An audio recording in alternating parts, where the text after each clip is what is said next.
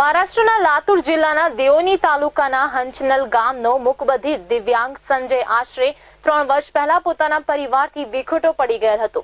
દિવ્યાંગ કિશોર નર્મદા જિલ્લાના કલેક્ટર કે.એમ. ભીમજીયાણીના માર્ગદર્શન હેઠળ બાળકને તેના પરિવાર સાથે પુનઃમિલન કરાવવાના પ્રયાસમાં જિલ્લા વહીવટી તંત્રને નોંધનીય સફળતા સાંપડેલ છે। મહારાષ્ટ્રના લાતુર જિલ્લાના દેઓની તાલુકાના હંચનલ ગામનો મુકબધિર દિવ્યાંગ સંજય નાગનાથ યેનપુરે આશરે 3 વર્ષ અગાઉ પોતાના પરિવારથી વિખોટો પડી ગયેલ હતો। આશરે 14 વર્ષની વયનો આ દિવ્યાંગ કિશોર નર્મદા જિલ્લા કલેક્ટર શ્રી કે.એમ. ભીમજીયાણીના માર્ગદર્શન હેઠળ જિલ્લા બાળ સુરક્ષા એકમના આ બાળકને તેના પરિવાર સાથે પુનઃમિલન કરાવવાના પ્રયાસમાં જિલ્લા વહીવટી તંત્રને નોંધનીય સફળતા સાંપડેલ છે અને તેના ભાગરૂપે ગત તારીખ 18મી ફેબ્રુઆરી 2017ના રોજ રાજપીપળાના ચિલ્ડ્રન હોમ ખાતે સંજયને તેના પરિવારજનોને સુપ્રત કરાતા ઉપસ્થિત સૌ કોઈની આંખોમાં હર્ષાસુ સાથે ખૂબ જ ભાવુક દ્રશ્યો સર્જાયા હતા। આ સમયે સંજયના પરિવારજનોની ખુશીનો કોઈ પાર ન હતો અને નર્મદા જિલ્લા વહીવટી તંત્રના આ પ્રયાસોની મુક્ત કંઠે પ્રશંસા કરી વહીવટી તંત્રના ઋણ સ્વીકાર સાથે આભારની લાગણી વ્યક્ત કરતા સંજયના પરિવારજનો ગદગદિત થઈ ગયા હતા। મહારાષ્ટ્રના લાતુર જિલ્લાનો આ દિવ્યાંગ સંજય મુકબધિર છે। તેના માતા પિતાના આકસ્મિક મૃત્યુ બાદ પોતાની માસી અને મોટાભાઈ સાથે રહેતા સંજયને પોતાના મોટાભાઈ સાથે કોઈ બાબતે અણબનાવ બનવાને લીધે તેનું ઘર છોડીને ગુજરાતના વડોદરા ખાતે ટ્રેન મારફતે આવી પહોંચેલ હતો।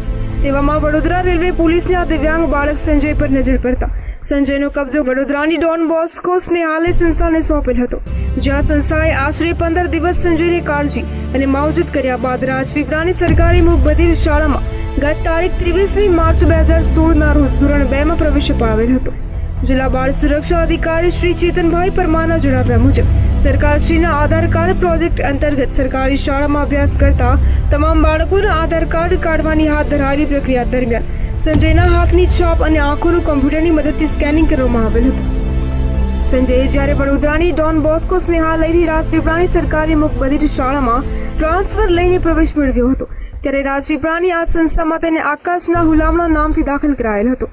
1 સપ્તાહ બાદ જિલ્લા બાળ સુરક્ષા એકમ તરફથી આ દિવ્યાંગ આકાશનું નામ આધાર કાર્ડમાં જનરેટ થયેલ છે કે નહીં તેની તપાસ કરતા સન 2011ના વર્ષમાં આ દિવ્યાંગનું સંજય નાગનાથ યેનપુરે ઉંમર 11 વર્ષ, ગામ હંચનલ, તાલુકો દેઓની, જિલ્લો લાતુર, રાજ્ય મહારાષ્ટ્ર તરીકેની વિગતો સપાટી પર આવતા આ કિશોરને તેના પરિવાર સાથે પુનઃમિલન કરાવવાની એક આશા બંધાઈ હતી।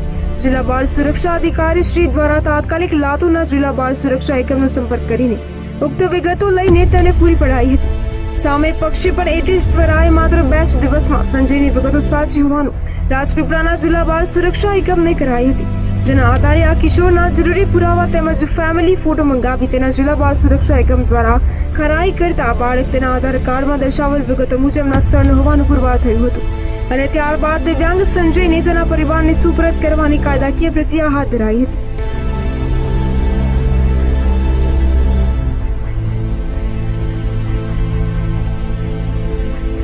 જેમાં જિલ્લા બાળ કલ્યાણ સમિતિના અધ્યક્ષ શ્રી વલ્લભભાઈ જોશીની ઉપસ્થિતિમાં તમામ પુરાવાઓની રૂબરૂમાં ચોકસાઈ અને ખાતરી કર્યા બાદ તેના પરિવારજનોને સુપરત કરાયો હતો।